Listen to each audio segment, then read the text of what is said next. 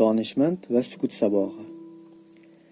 Qadim zamonda bir qishloqda donishmand bir mo'ysafid yashar edi. Odamlar muammoga duch kelsa, maslahat so'rab uning huzuriga kelishardi. Donishmand esa kam gapirar, ko'proq tinglar edi. Bir kuni ikki kishi kelib bir-birini ayblay boshladi. Har biri o'zini haq, boshqasini nohaq deb bilardi. Donishmand ularni jim tinglab turdi.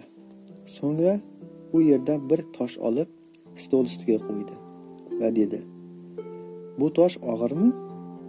Ikkalasi ham "Yo'q, uncha og'ir emas" deb javob berdi. Donishmand davom etdi: "Agar bu toshni 1 daqiqa ushlasangiz, og'riq sezmaysiz. Lekin uni 1 soat, 1 kun ushlasangiz, qo'lingiz tolib azob bera boshlaydi. Muammo toshda emas, uni qancha vaqt ushlab turganingizda." So'ng u sokin ohangda qo'shimcha qildi: "G'azab, xafagarchilik va adovat ham xuddi shu toshga o'xshaydi. Ularni tezda qo'yib yuborsangiz, yengil bo'lasiz. Ammo yuragingizda uzoq saqlasangiz, o'zingizga zarar yetkazadi." Ikkala kishi ham jim bo'lib qoldi.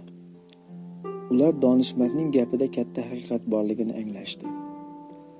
Aqlli inson og'ir so'zlarni ham, og'ir hislarni ham uzoq ko'tarmaydi. Agar bu video sizga foydali bo'lgan bo'lsa, obuna bo'lib, yaqinlaringizga ham ulashib qo'ying.